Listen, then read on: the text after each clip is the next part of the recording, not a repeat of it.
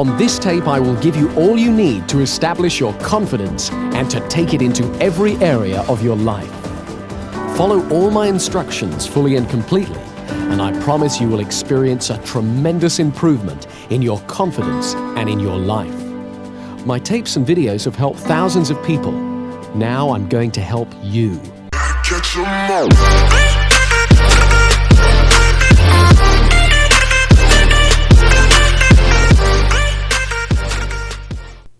This side of the tape is directed to your conscious mind, the part of your mind where you make decisions and where you are aware of now. I will explain a number of techniques you must use to create patterns of confident behavior. Use these techniques deliberately until they become habits for you. They will provide a framework in which the energy released from your unconscious will be expressed. Your unconscious mind is all the memory, wisdom and perception that you're unaware of at any one time. It contains all your hidden potential and inner power. On the other side of this tape is a powerful hypnotic induction, which releases the power of the unconscious mind to give you strength and confidence. It will program your mind for success. You should listen to it only when you can relax safely and comfortably and ignore the outside world completely. Each of us is different. We all want confidence, but we all have different lives to live. I would like you to think for a moment now about what you want confidence for. Take a moment or two to think about that. Where will you use it? What changes will it make for you as you are more confident? Let's take a specific example. Imagine a scene in your head now where you are totally confident. Imagine you are seeing a film right now of a time in the future when you're using your confidence to achieve something you really enjoy. Do whatever you would do if you knew you couldn't fail. Just sit back now and watch yourself achieving excellence. Notice how you look, the expression on your face, the light in your eyes. Notice the life, the grace and the elegance in your movements. Let the camera of your mind move all around the scene and replay it as slowly or as fast as you wish, as many times as you wish, so that you become fully acquainted with every aspect of your presence during a moment of successful achievement. Notice how you're sitting or standing, your expression, and your movement that lets you know that this is a moment of great success. The concentration or happiness on your face. The grace, ease, or commitment of your movements. The sense of mastery.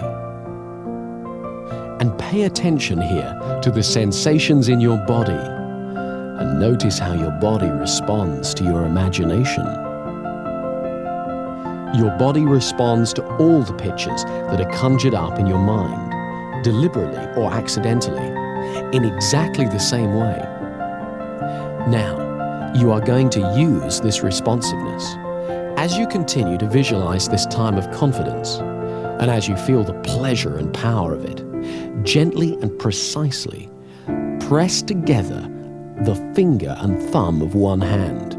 It doesn't matter which hand, just do it. Whenever you want confidence, whenever you need to be reminded of your powerful positive potential, repeat that exact same pressure with your finger and thumb and recall this picture vividly and clearly to stimulate you to be fully in your own power and confidence again. By repeating this gesture every time you think of this image and feel these confident feelings, you are creating an association that will allow you to bring these feelings back whenever you want them. Don't underestimate the power of your mind here. Do this simple but powerful exercise and you'll find it gets easier and easier and more powerful every time. You see, the human mind works by association. When we've experienced two things together for a little while, one will automatically remind us of the other. This associational linking is very powerful. For example, I like traveling, so whenever I go to the airport, I feel that excitement, even if I'm just going to pick someone up. The rule is, repetition is the mother of success. So let's just repeat this mental visualization. Remind yourself of that picture of you being successful and confident. It doesn't matter if it's not very clear at first. Each time you do it, it'll improve. Home in on the part of it that makes you feel best. Magnify that part. Make it bigger, brighter, louder, bolder, brilliant, richer in your mind. Really feel it within you and around you. And when that confidence is at its peak, press your finger and thumb together again in exactly the same way as you did before. And say to yourself, I am confident. And then relax. You are making that finger and thumb pressure into a signal to your unconscious mind to call up that feeling of confidence and power within you. Practice this imagining for at least 3 weeks every day, and then whenever you feel challenged, you can repeat that exact same movement. Concentrate for a few moments and access your inner state of confidence. Do it 21 times in a row. Olympic athletes the world over have used exactly this technique to prepare to win their competitions. Now you can use it. You see, we're all born with confidence. Babies are confident. They cry and they expect to be fed. They explore and they have no fear. We all have the ability to regain the confidence we are born with. And one of the main things we have to do, which is ridiculously simple, is just to make room for confidence. People who've lost confidence feel fear, and so they often hurry to get past things or hang back and avoid them. They speak too little or too fast. And when they feel awkward because they're doing these things, they have a tendency to do them even more. To let ourselves feel confident, we need 2 simple qualities: patience and flexible thinking. A few years ago, I was giving a presentation at a conference. I was on a panel with 2 other speakers, and while they spoke, I was really enjoying relaxing and being a member of the audience. And so it came as a bit of a shock to me when I was called to speak. I went to the rostrum and looked out and saw a huge room full of people looking at me. All of a sudden, I felt my stomach tighten and my hands went clammy and started to tremble. I was very surprised because I'm used to appearing in public, so I wasn't expecting to feel anything like that. So what I did was nothing. I just stood there and I noticed my feelings. First of all, I noticed my breathing, and I got used to standing where I was. I thought for a moment about what I was going to say and how much I believed in it, and I accepted that my body was excited. I was excited. I didn't have to call it stage fright or lack of confidence. I was excited. And that added a spark to my presentation. Then, when I felt ready to speak, I began. Now, this was a fairly simple little incident, but it shows 3 things. Firstly, you never know when you're going to be surprised, because I had no idea I was going to feel anything like that when I stood up. Secondly, it reminded me of the value of patience. I simply took my time to notice what I felt and got used to it. I didn't rush away from my feelings by diving straight into my presentation in a terrible rush. And when I acknowledged how I felt, it wasn't overwhelming. It helped to notice my breathing and to let that be calm as well. Thirdly, I reminded myself that the feeling I felt wasn't good or bad. It was just what I felt. And I could choose to call it fear or stage fright or eagerness or excitement. And I chose to call it excitement. I was reminded of this when I was sent a tape of my presentation, and I heard the pause before I started to speak. That was the pause I took to make room for my confidence. There are lots of ways you can make room for confidence in your life. In conversations, we can practice confident listening. Confident listening is allowing yourself to concentrate fully on the other person's speech. It means that rather than preparing what I'm going to say, I really listen to you. And so often when I listen well, what I need to say, and when it's okay to say nothing, becomes much clearer. When I hear the rhythm of the conversation, I discover that there are plenty of times when silence is appropriate. By listening with patience, I make room for confidence in my conversations. The same is true with actions and feelings. Patience makes room for confidence. Turn your attention outward to the world while acknowledging what you feel. But don't judge or compare or worry. Stay curious. Don't judge yourself or others. Often you don't have to do half as much as you were worried about when you lacked confidence. And when it's time to act, what you have to do is clear and simple. We all use habits a great deal in our life. Some habits help our confidence, others don't. So to increase our confidence, we have to amplify the habits that assist us and eliminate those that don't. Much of our thinking is habitual. It happens all by itself and is just a string of associations. Mostly, we tend to be absorbed in a task or an interest, or afloat on the river of automatic thinking. However, we can affect it. With a little effort, we can redirect our attention. It turns out that associational thinking is very powerful, so this effort has to be made over and over again. At first, it's quite unnerving to discover how easily we can be distracted. But if we repeat the effort over and over again, we gradually find that we affect our patterns of association and also increase our powers of concentration. There's one very important way we need to make this effort. Nowadays, the atmosphere of ideas in which we live is very busy. Messages bombard us from all sides, and not all of them are very healthy. On television and radio, we're asked to buy far more than we can afford, and the news is always full of doom and disaster. To protect ourselves, we learn to ignore a great deal of it, so that we're not overwhelmed. But unfortunately, we can also inadvertently ignore the beauty and blessings of life as well. So we must learn to be selective and to reinforce the positive, beautiful messages in our lives, so that we nourish the positive and beautiful in ourselves. As we pay attention to the goodness in the outside world, we strengthen it within ourselves. It's also useful to phrase things positively, to use optimistic language whenever possible. I don't mean that we should ignore difficulties or problems, but that we should always look towards the solution, not the negativity. If we use positive words to ourselves and others, we're more likely to receive positive words and messages from them. Try to avoid putting people down or putting yourself down. If you want, you can make a game of cleaning up your language. Do it by yourself or with a friend. Watch out for negative phrases like "I can't," or "I shouldn't," or "I'll never," or "I'm just not very good," or starting sentences with "but" or "no." Whenever you hear yourself or a friend use a phrase like that, stop and rephrase it in positive terms.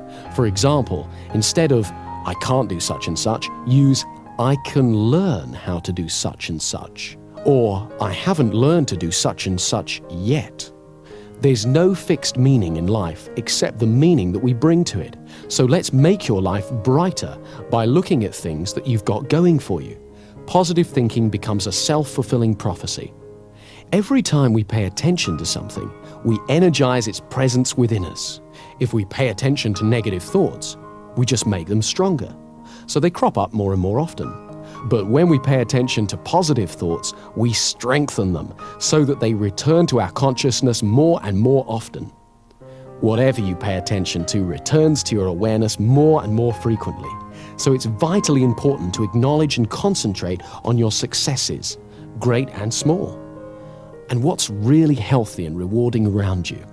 Remember, you always get more of what you focus on in life. Here's a way of focusing that power. These questions direct your mind to what's positive in your life, so in order to answer them, you have to experience some of the good feelings that go with the answer. Every morning, ask yourself, What do I feel happiest about in my life? Who or what in my life makes me feel most loved? Who or what in my life makes me feel richest? And if you don't know the answers to these questions yet, ask yourself instead, what could I feel happiest about? Who or what in my life could make me feel richer, happier, or more confident? When you were a child, you may have seen a model railway in a shop window. The train would go round and round the window, across the front and into a tunnel, and then out of the tunnel on the other side, across the front of the window, back into the tunnel, and so on. The conscious mind is a bit like the window.